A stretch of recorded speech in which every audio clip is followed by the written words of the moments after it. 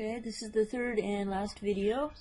So far we've pretty much covered this main part of the circuit.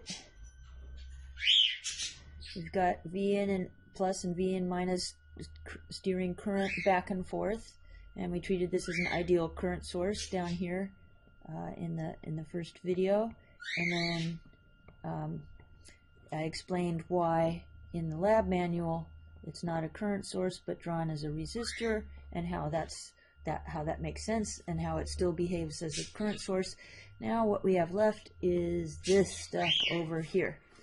Okay, but to explain that, let's go back over to the core circuit over here, and this is actually the circuit that's doing the work. It's the one that's actually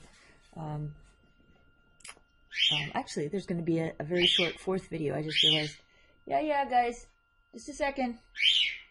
Okay, yes, so explaining these parts over here, going back over here, I think I'm gonna have to, nope, there we go, you got quiet. If you take current off of here, let's say you connect this to another circuit, it doesn't make sense just to have a circuit sitting all by itself. A circuit is usually generating a voltage for some other circuit to use. So this output is probably going to be going to another circuit. Okay, let's say that circuit steals some current. Okay, if it steals some current, that current comes from here, and it's going to mess with your V out here a lot. It's going to be pulling that current across a resistor, and it's going to directly change V out plus or V out minus if this is going someplace too. And the same problem on that side. So this circuit right here is really sensitive to circuits that steal current off of it. So to do that, we have these two things right here. They are buffers. What they do is, if you connect up to one of these, actually I think this one is connected up to here, and this one is connected up to here. But if you connect up to these circuits, there's not much base current right here. IB is pretty darn small as long as beta is large. Remember that IC equals beta IB. So if beta is large, you're going to have some current coming down here. But if beta is large, then IB is going to be really small, and really not much current is going to be pulled off of there. So the first thing that these circuits do is they're guaranteed not to steal much current from your core circuit. Okay, and now let's see how these guys work.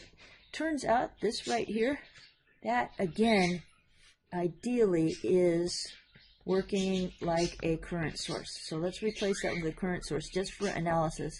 If you saw the video too, then you can probably imagine that yes, this is behaving kind of like a current source. But let's replace it with a current source for a second, and let's write up the current equation. The VBE over VT. Okay, so right here, if the current's constant, so this is a constant current. Assume this is a constant current for a second.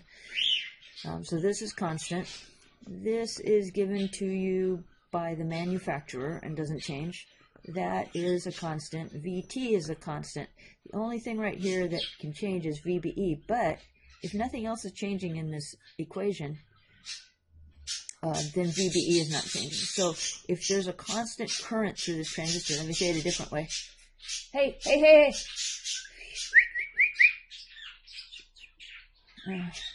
If there's a constant current through this transistor, its VBE will not change. And you can approximate it as your VBE on. Okay. So if there's constant current through the transistor, if you look at this equation, the only thing, everything in this equation is constant except for VBE, so actually VBE also has to be constant. Okay. Which means if you put, let's say VBE on equals 0.6 volts, and let's say you have 4 volts on your input, what happens is this is the output of your buffer. So we'll call this a buffer.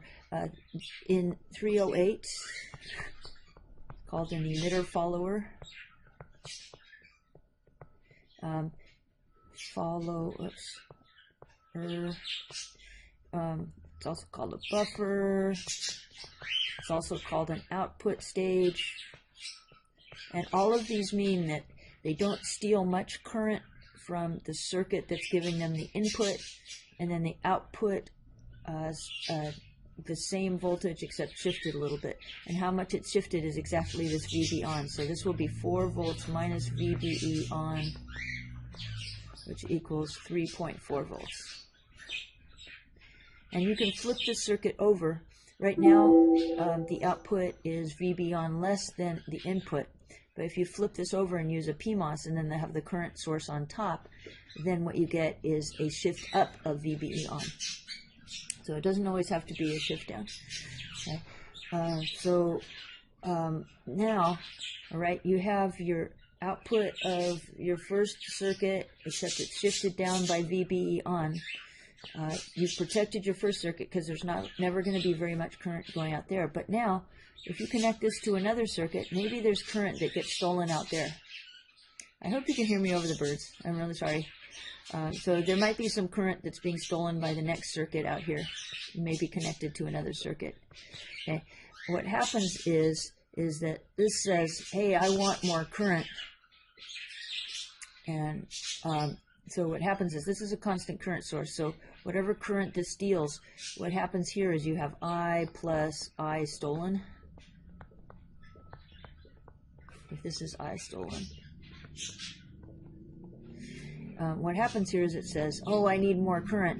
And the easiest way for this transistor to give more current is to increase its VBE. But remember, this is exponential. This is exponential here. So a small change in VBE gives you a lot of current. So what happens here is this might change just a little bit, 0.01 volts or something. And then that's going to give enough current to satisfy this other circuit over here. So without changing this voltage very much, it can supply current out here. Okay. So the important point, again, I'm going to say it one more time, is the important point is without this node changing very much, it can supply current out to the output. So it preserves the voltage on this node right here and can supply current to the next circuit and doesn't ask for much current from your core circuit. And these can be used any place where you have a circuit stealing current from the previous circuit. Just slap one of these between the two circuits and that's the solution.